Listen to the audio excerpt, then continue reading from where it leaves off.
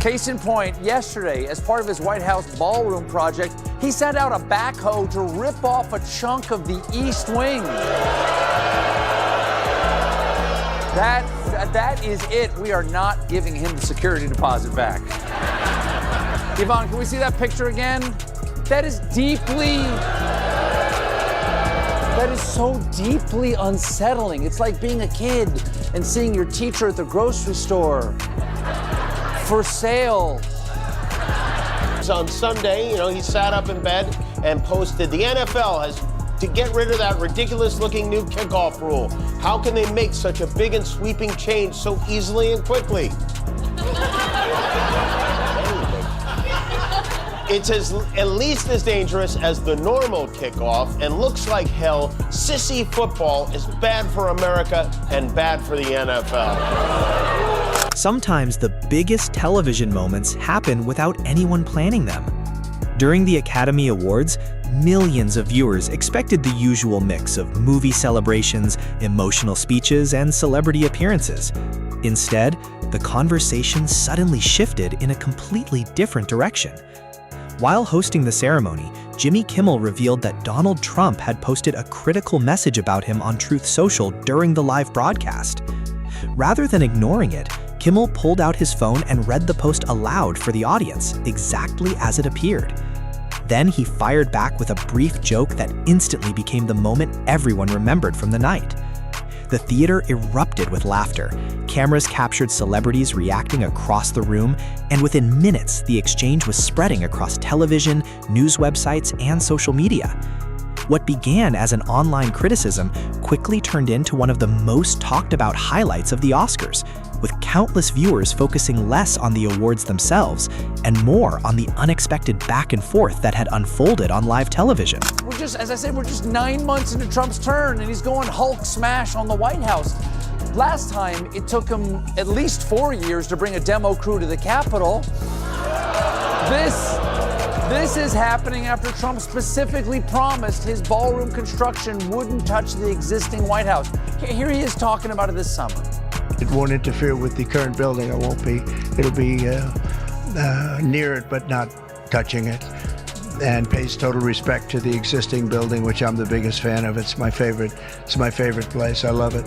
So that was a lie? Now, instead of the Chinese government harvesting our thoughts, interests, and personal information, Trump's buddy will have them instead. At least it's somebody we can trust, though, right? March 10th, 2024. Hollywood's biggest stars filled the Dolby Theater for the 96th Academy Awards, a night meant to celebrate the film industry's biggest achievements. Then, out of nowhere, the evening took a turn that nobody saw coming. While Jimmy Kimmel was delivering his opening monologue, reports emerged that Donald Trump, watching from the White House residence, had posted a message on Truth Social calling Kimmel the worst Oscars host ever. Behind the curtain, producers were reportedly hoping Kimmel would ignore the post and avoid giving it any extra attention. But the mood inside the theater had already shifted. You could almost feel the anticipation in the room, because everyone sensed they were watching the beginning of a moment that would be remembered long after the awards were handed out. What I said was this. I just got a review, and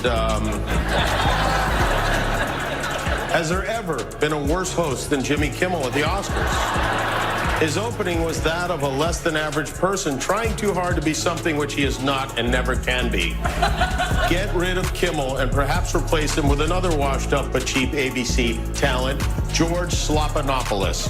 He would make everybody on stage look bigger, stronger, and more glamorous. Blah, blah, blah. Make America great again.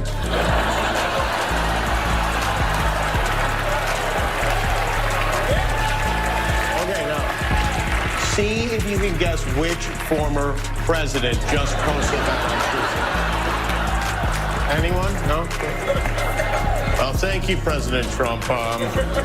Thank you for watching. I'm surprised you're still... Isn't it past your jail time? As the cameras swept across the audience, familiar faces, including Emma Stone and Bradley Cooper, were laughing so hard that it felt like everyone understood they were witnessing a pop culture moment destined to be replayed for years. ABC's live broadcast captured every smile, every reaction, and every burst of laughter, making viewers at home feel like they were right in the middle of it all. Before the ceremony had even wrapped up, major publications, such as The Guardian and The Hollywood Reporter, were already pushing out stories about what had happened. By the following morning, despite efforts from the White House press office to downplay the incident, the internet had completely taken over the conversation. Clips spread across social media as people repeated the same headline. The president tuned in to watch the Oscars and ended up becoming the target of jokes in front of a worldwide audience. At that point, it had grown far beyond a single comedy bit. The entire situation seemed to reverse itself, putting the spotlight back on the very person who had tried to seize it. Time magazine dropped a new issue to commemorate the deal. Let's take a look at his heroic cover shot. Okay. Ooh.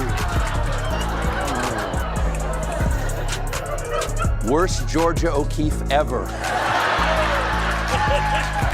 You know what?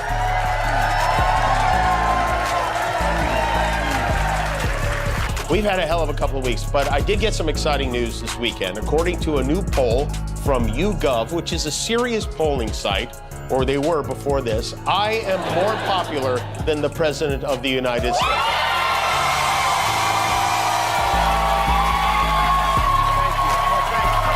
For someone whose public image has long been built around commanding attention, the moment ended up producing the exact opposite effect.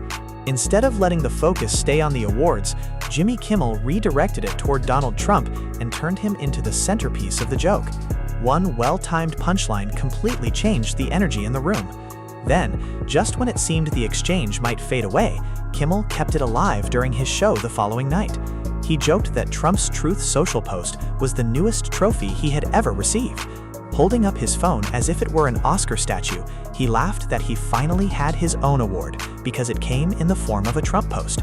The audience erupted once again because the back and forth had evolved into an ongoing rivalry filled with jokes, with Kimmel continuing to use comedy to keep the attention exactly where Trump probably never expected it to land. He then added another sharp line, saying that unlike Trump, he was not a convicted felon, had no connection to Jeffrey Epstein, and had never paid hush money to a porn star, before joking about not needing a team of supporters to defend him. Considering the fact that I'm not a convicted felon friend of Jeffrey Epstein, and I've never paid off a porn star or sent a team of masked goons into a park to pull an old lady away from her grandchildren, I feel like my rating should be higher maybe than... At this point, finding a toenail in your salad has a 7-point lead over Donald Trump. And I hope he doesn't see this. I hate to, I don't like to upset him, but I think he might be upset because the White House put out a statement this afternoon. This is a real statement. Over 77 million Americans showed up on Election Day to cast their ballots for President Donald J. Trump, who is delivering on his overwhelming mandate to put America first. Jimmy Kimmel prays every night to garner a fraction of that support to keep his show on air after ratings dropped 64% last week. Sad. I like sad with an exclamation point. Late-night television hosts have spent years making jokes about Donald Trump, but this exchange stood apart from the rest. Jimmy Kimmel responded in real time during one of the world's biggest live broadcasts, using Trump's own public comments as the setup for the joke. That made the moment feel much bigger than a typical late-night monologue. Instead of becoming another comedy clip that people watched once and quickly forgot, many viewers saw it as a turning point that reshaped the conversation surrounding the event. If you're enjoying this deep dive and want more stories about major public figures being challenged through sharp comedy and unforgettable television moments, take a second to like the video so it reaches more people who enjoy this kind of content. But the story was far from over. The rivalry continued to grow, and by October 2025, Kimmel returned with another monologue that brought the entire feud roaring back into the spotlight once again. At this point, should we even believe that this is going to end up being a ballroom? It could just as easily end up being a combination Pizza Hut Taco Bell. Now, someone in his administration is clearly smart enough to know how bad this looks, because the Treasury Department is right next door facing the demolition, and Treasury has now told their employees not to share any photos of the construction. Not generally something you instruct when you're proud of what's going on. Hey guys, remember, no photos at my wedding, and it's not because I'm marrying a body pillow of Mariah Carey. Kimmel opened the next part of his monologue by displaying Trump's newest Truth Social post for everyone to see. This time, the focus was Trump's reaction to a Time magazine cover that he clearly wasn't happy about. Kimmel jokingly suggested that the real problem wasn't the article at all, but that the photo simply was not flattering. He followed it with another punchline, imagining what it would be like to lead one of the world's most powerful nations while still worrying about an unflattering magazine picture. The audience laughed immediately, but the joke carried a broader message beneath the humor. It painted a picture of someone whose attention remained fixed on image and public perception, suggesting that even a magazine cover could turn into a personal conflict. What might have been intended as a display of confidence instead became a moment that many viewers interpreted as revealing a sense of insecurity. It's sad that the President of the United States has a lower approval rating than Diddy and diarrhea. That's what's sad. You know, if he's looking, and no one cares very deeply about this sort of thing, if he's looking to improve his approval numbers, I have an idea. Release the Epstein files. Yeah. Did you ever think the President of the United States would be celebrating your unemployment? I mean, that son of a bitch, you know, is really unbelievable. Mr. Son of a bitch. I mean, Mr. Son of a bitch. His royal. Yes, yeah, no, I never imagined that we'd ever have a president like this, and I hope we don't ever have another president like this again. I never even imagined there would ever be a situation in which the president of our country was celebrating hundreds of Americans losing their jobs. But somebody who took pleasure in that, that to me is the absolute opposite of what a leader of this country is supposed to be. The clip spread across television, news websites, and social media almost instantly, with major outlets covering the exchange while late-night fans continued replaying it for gays. That steady reaction highlights what many people see as Jimmy Kimmel's biggest strength. He rarely depends on shouting or dramatic outrage to land a joke. Instead, he relies on carefully timed humor that quietly turns confidence into comedy and transforms self-importance into the punchline. From there, the story moves to another famous late-night stage. It is May 1st, 2017, and The Late Show begins with Stephen Colbert walking out to his desk covered in papers, sleeves rolled up, while the audience senses that something memorable is about to unfold. Donald Trump had recently criticized CBS during an interview, and Colbert answered with a monologue that would soon become one of the most widely discussed and controversial moments in modern late-night television. At the White House, Trump talked about his wrecking ballroom. And the one thing I don't think we make enough fun of is how his brain is filled with cotton candy fantasies of lavish princely soirees. So you'll have drinks, cocktails, everything on this floor. And then they'll say, welcome to dinner. You walk into the ballroom, Mr. Senators, and you're gonna see a ballroom the likes of which I don't think it'll be topped. There'll be drinks, cocktails, like this, drinks and cocktails. A vast majority say they want to see the Epstein files. 77% of Americans want the Epstein files released, but 100% of our American president does not want them released. Trump's treating these Epstein files like a grumpy old neighbor on Halloween. He turns off all the lights and just hopes the trick-or-treaters will assume there's nobody home. He's like, do you people not understand what a wonderful secret means? Then came the remark that instantly became the center of the national conversation. Looking directly into the camera, Colbert delivered a line that quickly dominated headlines and ignited widespread debate. Inside the studio, the audience erupted with laughter, while many viewers watching from home reacted with surprise and disbelief. In the days that followed, the FCC received more than 10,000 complaints related to the broadcast. After reviewing the matter, however, no fine was issued, no suspension followed, and Colbert remained on the air. The joke stayed exactly where it was. Rather than hurting the program, the controversy drew even more attention, encouraging additional viewers to tune in as ratings climbed. What some believed might become a career-damaging moment instead grew into one of the defining highlights of Colbert's late-night career. I have wonderful news for my dear friend Jimmy and his amazing staff. They continue the show. You know, I'm so happy for them. Plus, now that Jimmy's not being canceled, I get to enjoy this again. Yeah.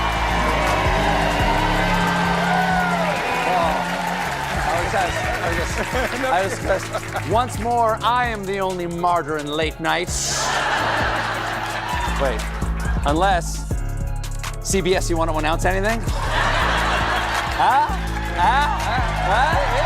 When I heard it, I was in the midst of, building a great, for 150 years they've wanted a ballroom at the White House, right? They don't have a ballroom, they have to use tents on the lawn for President Xi when he comes over. If it rains, it's a wipeout.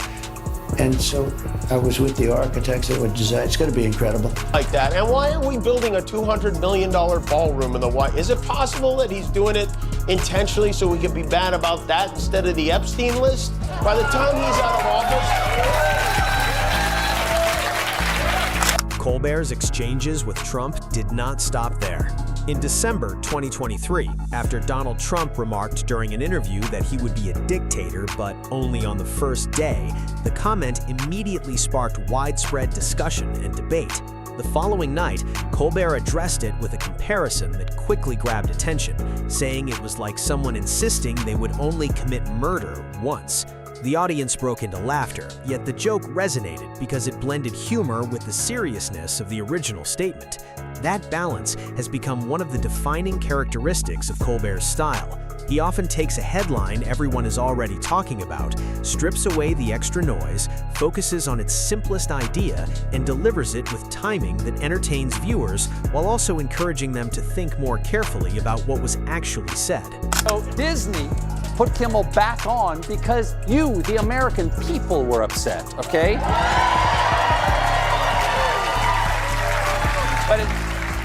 But not just people, also Ted Cruz. It's true. Cruz was one of the conservatives who were outraged by the administration's attack on free speech. He threatens explicitly, we're going to cancel ABC's license. We're going to take him off the air so ABC cannot broadcast anymore. He threatens it. He says, we can do this the easy way, but we can do this the hard way. Yeah. And I got to say, that's right out of Goodfellas. That's right out of a mafioso coming into a bar going, nice bar you have here. It'd be a shame if something happened to it. Wow, I gotta say, I am shocked that I agree with Ted Cruz on something. Today, Caitlin Collins from CNN asked Trump whether he plans to pardon Epstein's right-hand woman, Ghislaine Maxwell, and whereas he's usually, very quick to weigh in bigly on this type of thing, for this one, suddenly even-tempered and even deferential. The Supreme Court is back in session. They rejected today a deal by Ghislaine Maxwell to overturn her conviction. That means her only chance at getting out of prison is a pardon from you. Is that something you're open to? Who are we talking about? Ghislaine Maxwell. I haven't heard the name in so long. I can say this, that I'd have to take a look at it. I'll look at it. I have a lot of people who have asked me for pardons. I call him Puff Daddy has asked me for a pardon. She was convicted of child sex trafficking. Yeah, I'm going to have to take a look at it. I have to ask DOJ. Oh, yeah. Ask DOJ and get back to us, please. We'd love to. The story came back into focus on June 3, 2024, following Donald Trump's guilty verdict in the hush money case. During his monologue, Stephen Colbert turned toward the audience and began chanting, "Lock him up." Within seconds, the crowd enthusiastically joined in, filling the CBS studio with a slogan that many people recognized from Trump's own 2016 campaign rallies. A phrase that had once been directed at political opponents was now being echoed back in his direction, creating a moment rich with irony.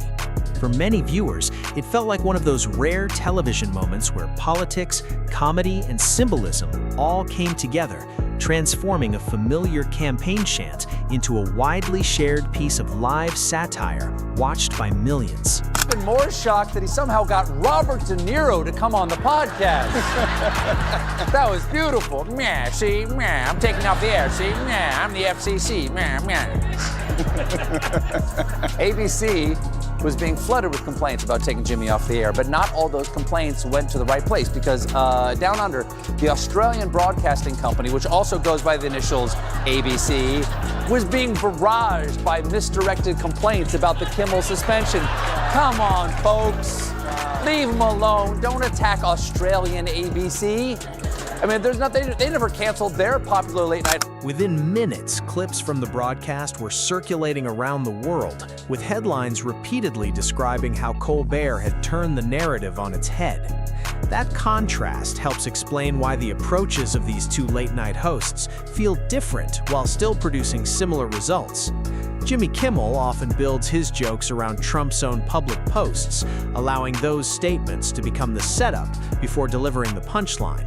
Stephen Colbert, on the other hand, frequently takes slogans or familiar political language and transforms them into theatrical moments that audiences instantly recognize. One comedian lets Trump's own words do much of the work, while the other reshapes recognizable campaign themes into live satire. Together, their performances created moments that many viewers believed captured public attention in ways traditional political commentary often could not. Rather than telling audiences what to think, they presented the material in a way that encouraged people to reach their own conclusions. There's a lot going on there. It's like one of those optical illusions where you can't tell if it's an old woman or a young ball sack. You gotta move, you gotta... What's that? What's that? He calls him Puff Daddy. That's relevant. The notorious PIG is busy with all manner of distractions right now. He rallied the troops in Norfolk over the weekend at an event to commemorate the 250th anniversary of the Navy. He treated the crowd to his signature dance and to his still inexplicable theme song.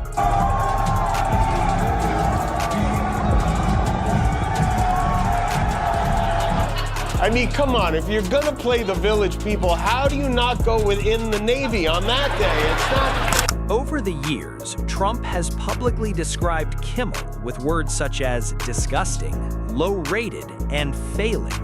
Yet many of the comedian's biggest television moments appeared to attract even more attention after those responses. Each new criticism generated another round of headlines, placing Jimmy Kimmel and Stephen Colbert back at the center of public conversation.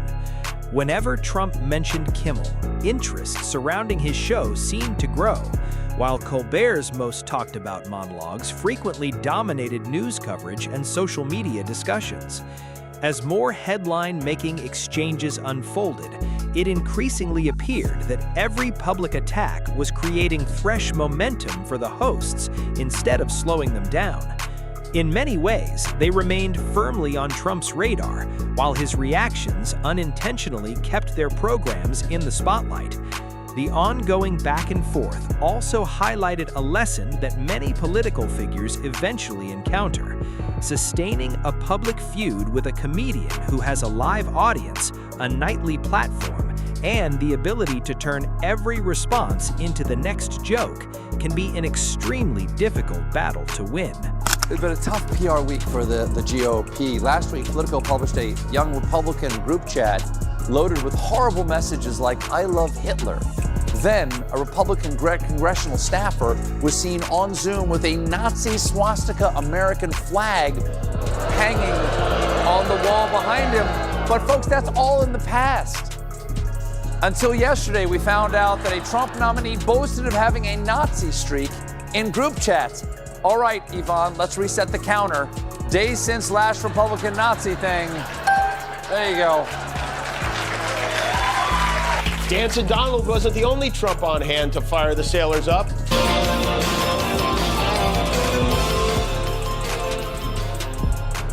Hoo-yah, Navy! Hoo-yah, Navy! Hoo-yah, Navy! Hoo-yah means help me in Slovenian. The president landed in a chopper to the tune of Danger Zone from Top Gun. Kimmel's joke about spending time behind bars and Colbert's widely discussed Putin's holster remark did far more than earn a few laughs in the studio. Those lines quickly became the kind of quotes people continued repeating across social media, television, and everyday conversations long after the broadcasts had ended. A social media post can always be edited or deleted, but once a joke becomes part of the public conversation, it is much harder to make it disappear. If you've been enjoying this breakdown and like seeing influential public figures examined through comedy, leave a comment below and tell us which Jimmy Kimmel or Stephen Colbert moment stands out the most to you. Do you think some of their jokes went too far, or do you believe they could have pushed even harder? To understand how Kimmel reached this point, it helps to rewind to the beginning. Long before he became one of late night's most recognizable political commentators, he was widely known for his easygoing style, hilarious prank segments, celebrity games, and lighthearted comedy that made him a familiar and entertaining presence for millions of viewers. When Donald Trump gave a crowd in Indiana, Pennsylvania, yet another review of my performance at the Academy Awards. Remember the Academy Awards? I said how he's the worst host in the history of the Academy Awards. And this stupid guy goes up, and just before the Best Picture of the Year, the show is almost over. They're waiting for the Best Picture of the Year. He gets up and he says, and his wife said, please don't do it. Please, darling, don't go out. His manager said, don't do it. I have to do it. He goes out and reads my truth to the entire audience right before the best prime time, the Best Picture. And it said basically, he is the worst host of the history. He reads the whole thing. And then I think he said something like, ha, ha, ha, he thinks he bothers me, or some crap like that. I said, he's one of the dumbest human beings ever. He should have listened to his wife. What a dope. Duck Rabbit. Now, of course, the President of the United States is far too busy hammering out the details of a deal to end a generational conflict in the Middle East to worry about how he looks on some bi-weekly magazine, you would think. But, of course, he posted, Time magazine wrote a relatively good story about me, but the picture may be the worst of all time. He's right. You gotta hand it that. It is one of the worst. One of Donald Trump's greatest political strengths has always been his ability to capture public attention, and both Jimmy Kimmel and Stephen Colbert built many of their most memorable monologues around that very quality. Rather than relying on leaked documents, anonymous insiders, or behind-the-scenes revelations, they focused on humor, precise timing, and the massive audience that national television provides.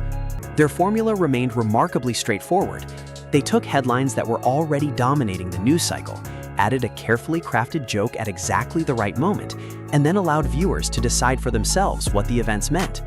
That combination helped turn ordinary news stories into unforgettable late-night television moments that continued generating discussion long after the broadcasts ended.